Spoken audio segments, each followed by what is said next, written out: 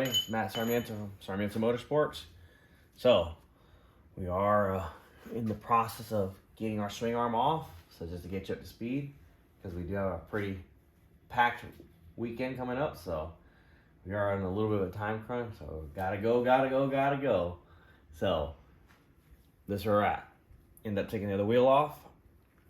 Since we already took our brake rotor hub off, it's very easy to just slide the axle out. This gives us the opportunity now to clean up anything off to the sides here, off between the seals, re-grease the carrier. I'm the kind that I don't like to have to do more than need be.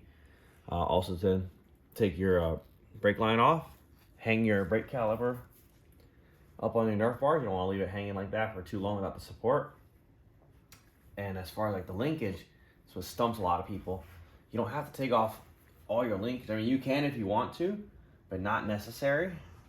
You can literally just take off one bolt, the bolt that connects the swing arm to the linkage, and literally see, it just comes right off. Just that simple. And I already have my swing arm bushing loose.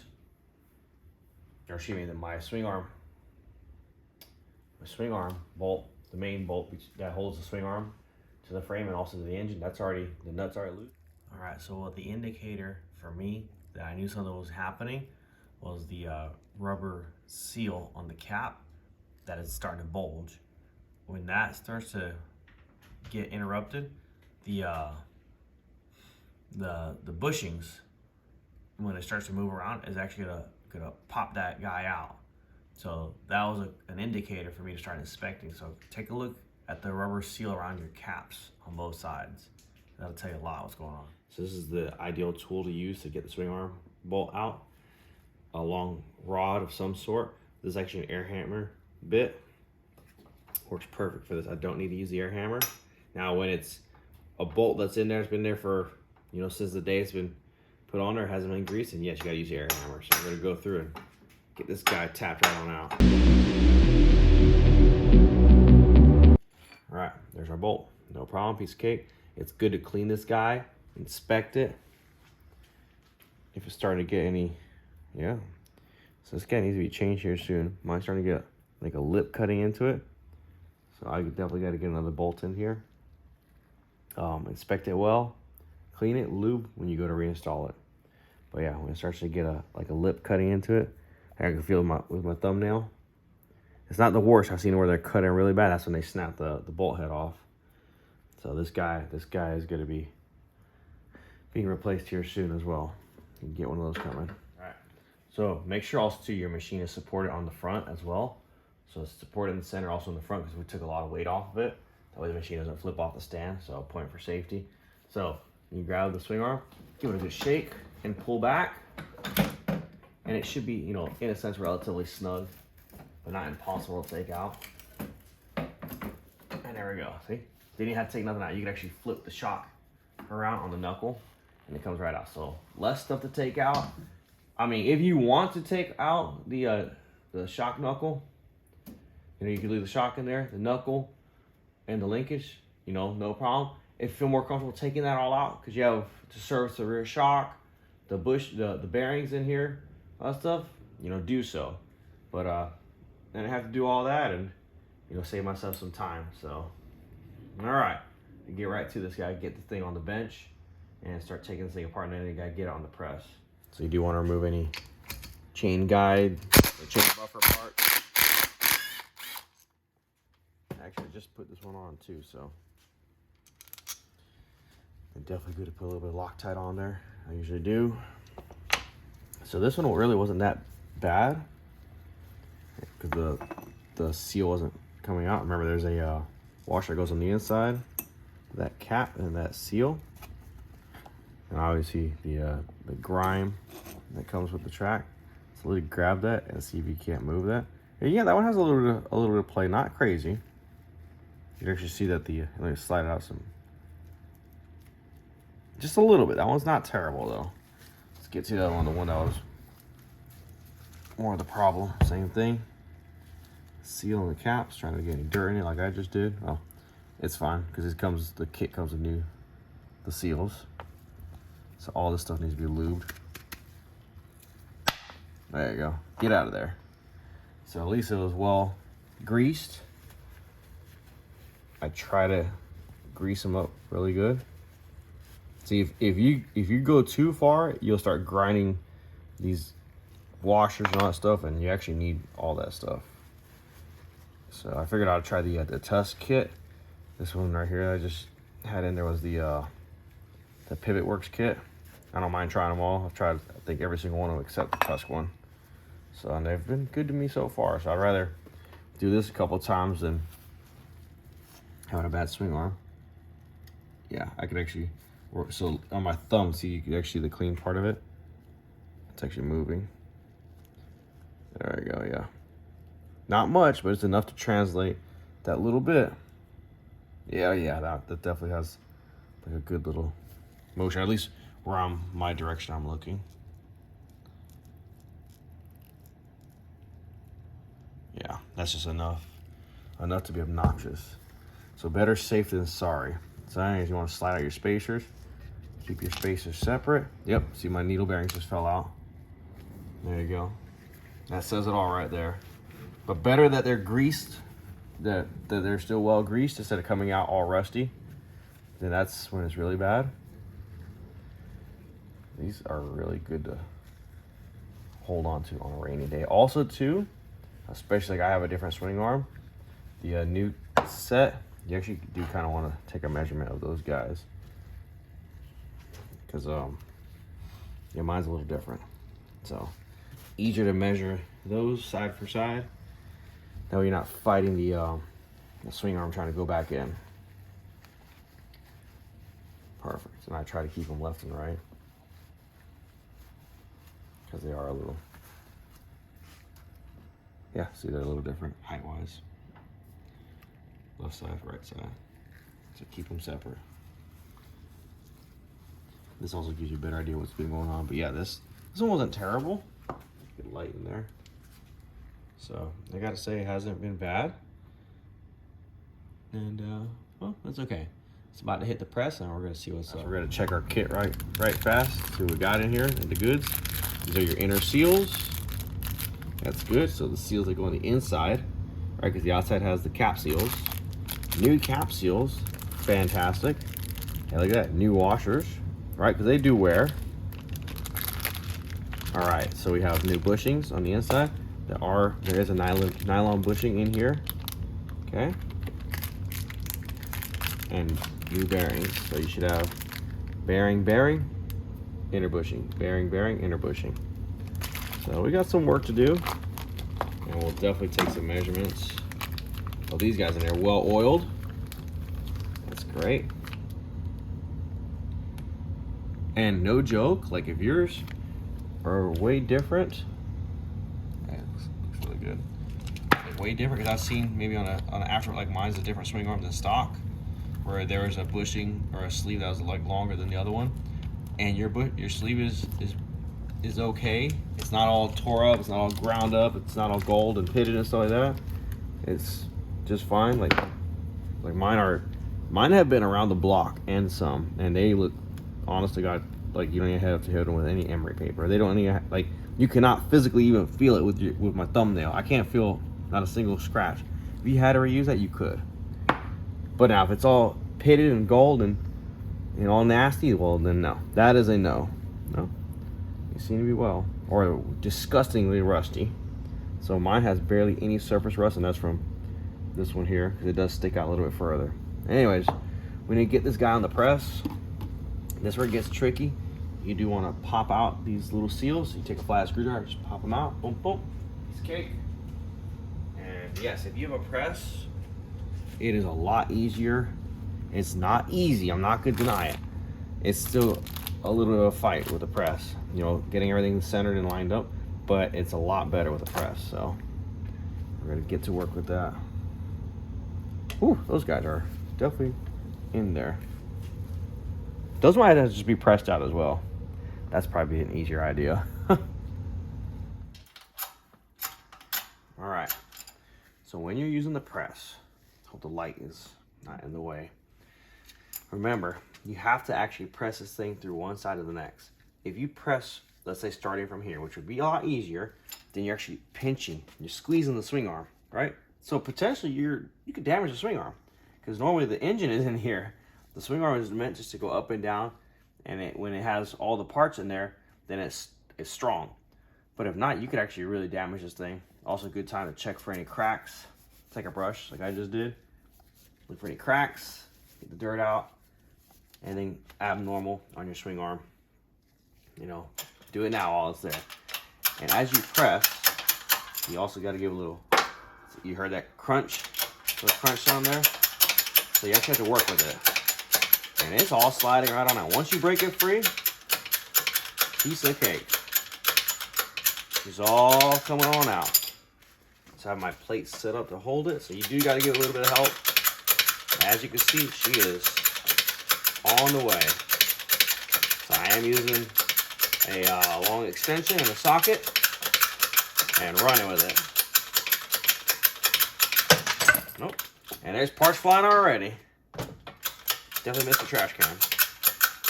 That's okay.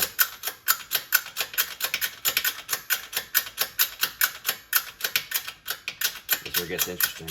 We try to catch your tools and stuff as it goes. That's quite a bit in there, isn't it? Oh, there's some. Oh. Keep on going.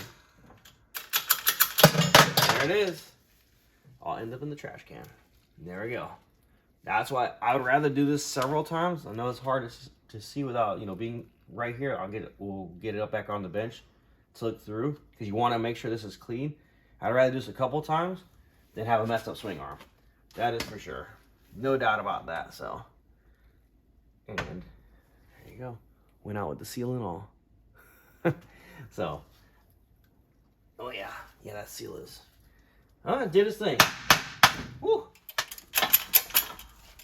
Okay. Think we're set again. Ooh.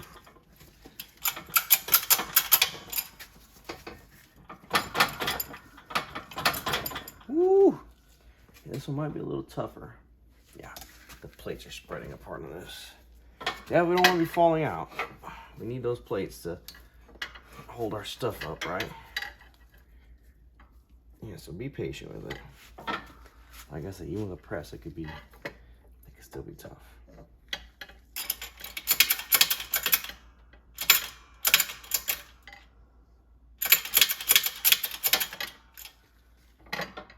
There we go.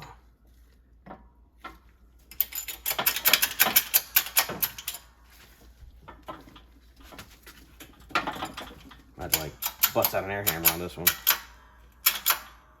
Oh yeah. So that does happen. You get a stubborn one. And this one is being stubborn. So on to the next phase. Okay, so if you have to do it this way, be very careful. You actually do want to take a hammer or something, lightly tap on it. You want to produce some shock waves. So watch.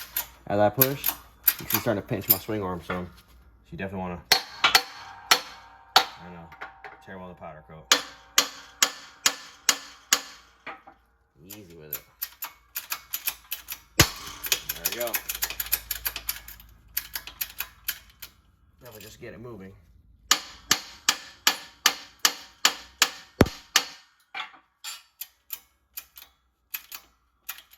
Notice I'm not doing it with a gigantic stick. You don't want to use too much force. There we go. She's almost through. That way you can actually feel it. Oh, it's intense. Be careful. You don't bend your swing arm. Oh yeah, see? She's flying apart. Yeah, that was definitely she's not liking that.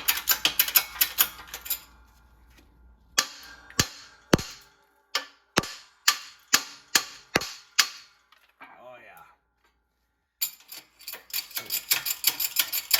Needle bearings for a week out here.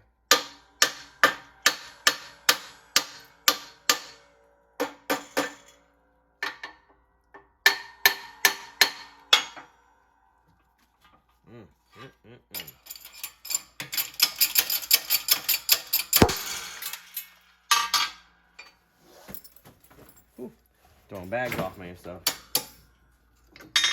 All right, we do got to reset. I think we're gonna be a lot better off now we got this guy out. Wow, I'm telling you, he swears that this is easy.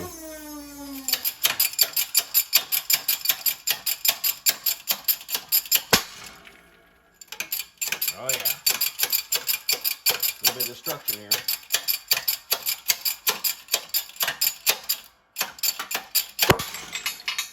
Oh man,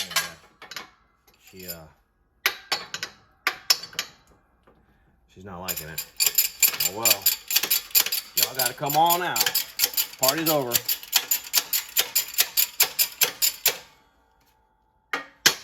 See that? The shockwave with the hammer literally helped loosen up. And you can feel it. Okay, so every time I've done that, when it starts to get a little tight, instead of bending the swing arm, give it a couple taps. And this is a small hammer. This is only a, what is this? A little 8-ounce hammer.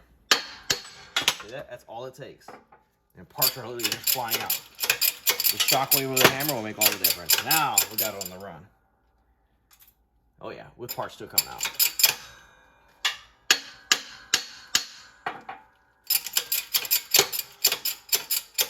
I think we're gonna need an extension here on that socket. That poor socket's gonna be scarred for life. All right, that's what we got. And as you can see, it's coming right on out. Woo! All right, well, you got, you know what they say, you got to crack a few omelets to make a good, well, crack a few eggs to make a good omelet. There we go. Got a little too fast, too backwards, but woo! Yeah, a lot of parts coming out. We'll go back over to the bench. You want to get these tube ends cleaned up, inspect everything, make sure there's no gouges, no nothing.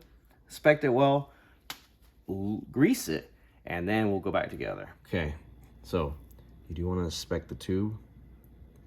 All right, make sure it's not gouged, nicked, crazy stuff happening, bad things happening. I mean, your finger should be able to slide through there, no problem.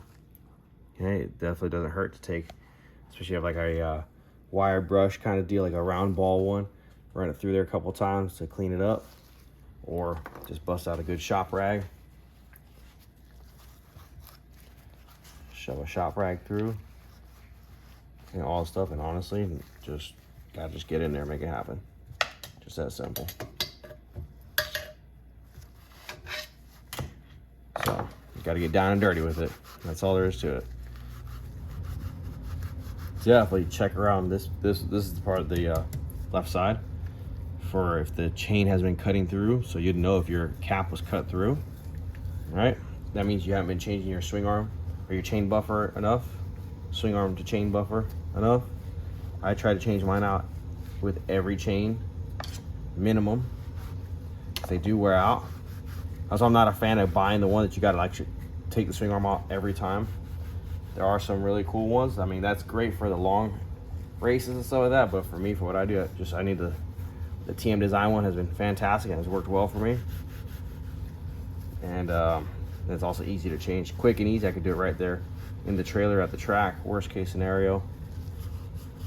And I don't gotta take the whole swing arm out for it. I've already inspected my swing arm welds, very good, no problems. Fun fact with Lone Star, some of the reason I went with Lone Star is lifetime warranty. So from any defects of their products, and I gotta admit, I have not seen a defect, I haven't seen a crack, I haven't seen anything. So I gotta say they definitely got a good product. So I always like trying out different things. I've had a lot of different products, and I gotta say, I mean, it's been working, works well, definitely gives me the cornering I need and the geometry. So feel it by hand, stick the finger in there, thumb, whatever. I don't care which finger it is, anything. Make sure nothing's coming out. Fingers extra clean. There's nothing rough. You're not gonna mess up the bearings going in. Okay, everything's clean. Gonna want to take and grease these guys and start assembling slowly and cautiously. Okay, now we'll go through that. All right, so remember, the bearings go on the ends, and there's a bushing goes right in the center. Okay, so it'd literally be like so. This bearing will go flush. Okay. This one will go in some because it has to have some space for the seal. Everybody always asks, well, how far do I push that bearing in? Well, exactly the depth is going to be the thickness or the width of that seal. That's how deep that thing's going to go in.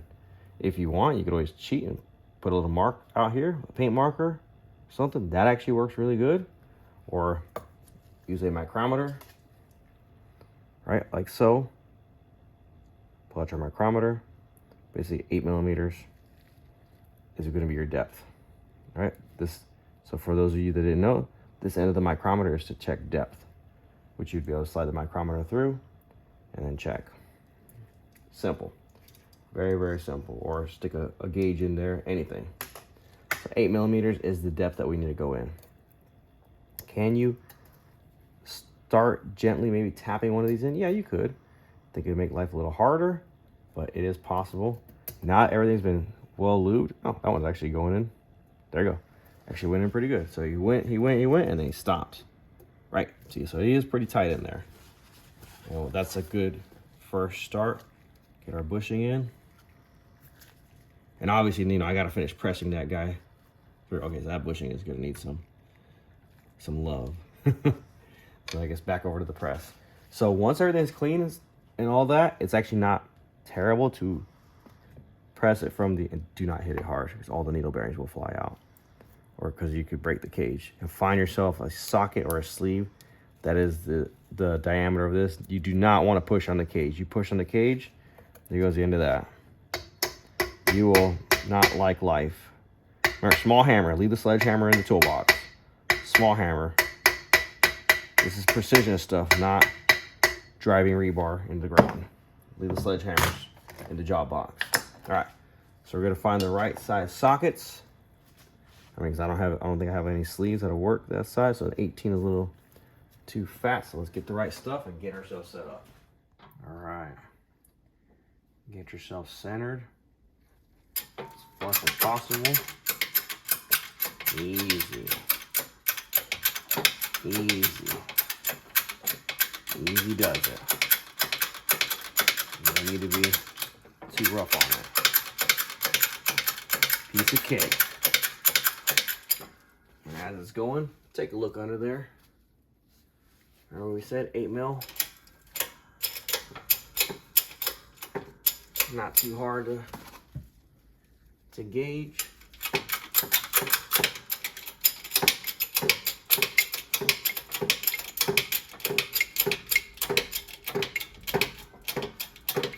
Press everything individually, it's a lot easier.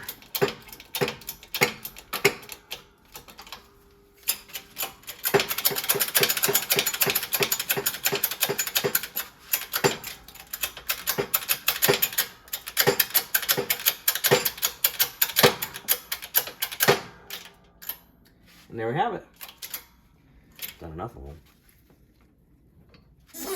Okay, then our next piece. We'll get our bushing. We'll drive our bushing about halfway in, and then we'll put our last bearing in. Oh, and don't forget, add a little bit more grease every time. I'll put a little grease on your bearings and stuff, if need be.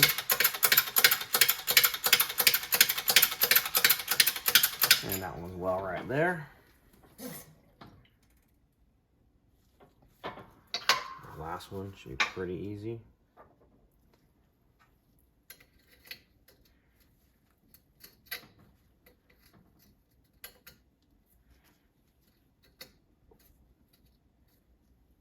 This guy, nice little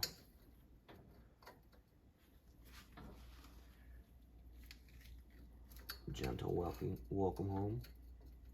Welcome to your new home, excuse me. I have to wiggle with this thing too much. It's a lot harder said than done, but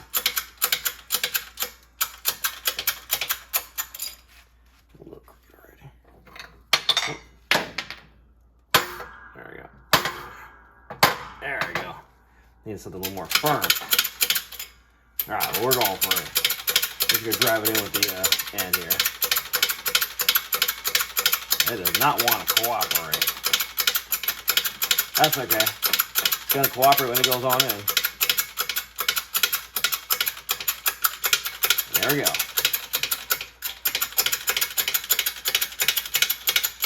Not fighting, going in well. And remember, the last one goes in flush. Just stop right there. Okay, awesome. Awesome. All right, flip it around and repeat.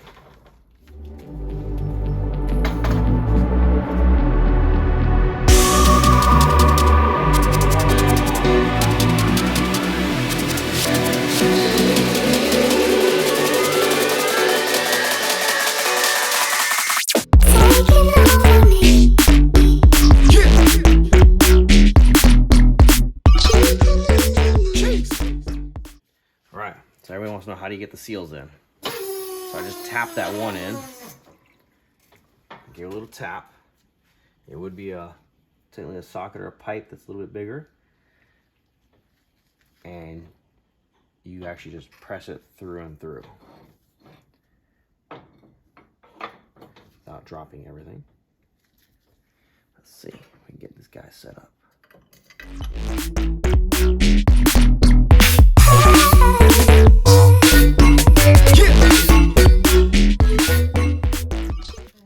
We're applying wheel bearing grease to our needle bearings.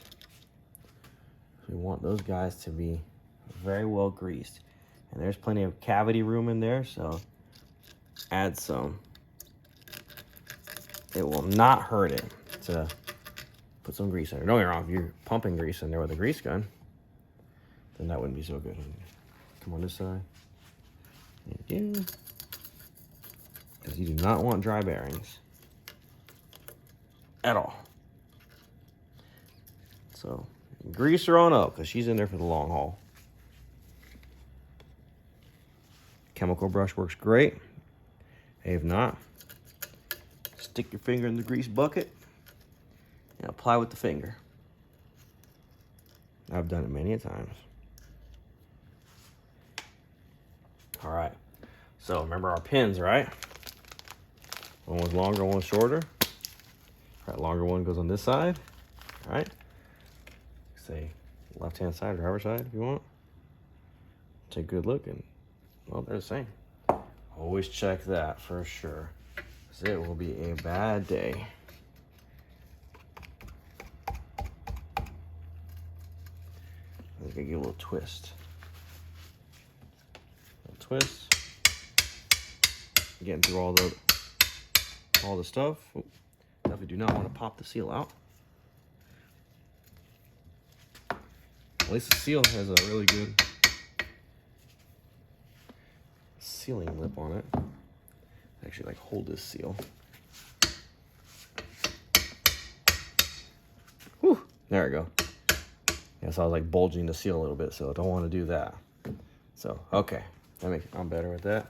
Don't want the seal to be sliding on out, but just the grease pushing with it. Same with this guy. There we go. Grease her up on good. All right. And where do the caps go? Caps go on the end. So we're just gonna apply a thin layer of grease. All right. Do with your finger, do with your finger. Whatever it takes. Yeah, at least it's snug. That's good. The last one, just, kind of slid right on through, which wasn't good. All right. Our caps. Which are old seals, which are blah. We got new seals, which are hoorah. And we also have new washers as well. The washers get grease, so you definitely want to put a thin layer of grease in the caps, because, well, the washers actually turn inside these caps. These caps are really important, to be honest. So you don't want to put too much grease, because not the seals will swell. And the caps are an integral part. I'll show you. I'll push this guy back some. The washers literally ride on the ends. Just like that. They are on for the ride. So you could leave it like that, but it is better. Washer first. The seal.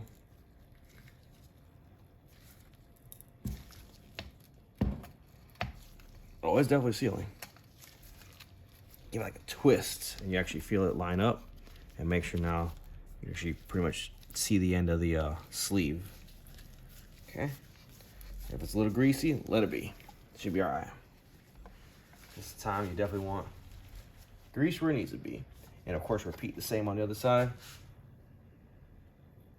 Add a little bit of grease on the outside, because the washers do actually pivot. They are part of the system. And check your caps good. Make sure your caps aren't all, beat up, smashed, got holes in it from a chain or something like that. If they are, replace them. I didn't get the kit that has the caps because I already knew my caps weren't broken. I try to keep new caps around just in case, the chain buffer comes loose and you're racing it and, well, you don't know because obviously you're racing and it eats a hole through the cap. Better to replace the cap than have to replace the whole swing arm though. So that is a guarantee on that actually. This bad boy goes on like that. So get him on there, get him on there good. There actually was a way so the seal goes in there and it centers up. I will double check the other side. It never hurts to double check. Ooh, that is a really good seal. Like I'm having to push with my thumb and turn it at the same time. So there's that. That is a heck of a good seal. Okay, leave them there.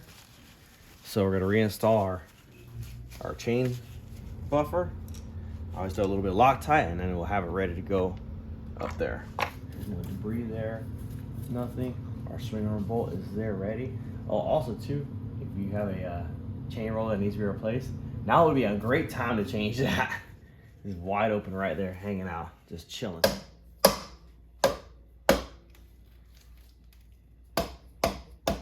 All right, if you're wondering what I was getting for a persuader, it's a rubber mallet or a dead blow mallet. Don't use a hammer. I mean, if that's all you got, that's all you got. Once you've already really pop right on in, then we can start looking through the sides, but get it as far in as you can. Then you can look through the sides. And shoot, we're pretty much there. I want to get the hammer and gently. That is a nice tight fit in there. And that is definitely the winning part of this. Now, it's just as simple as now going in reverse, starting to put all your things back together, all your parts. And I need some pliers to get my pin out, twist that pin, my shock, and we are going to fast forward, get through this thing.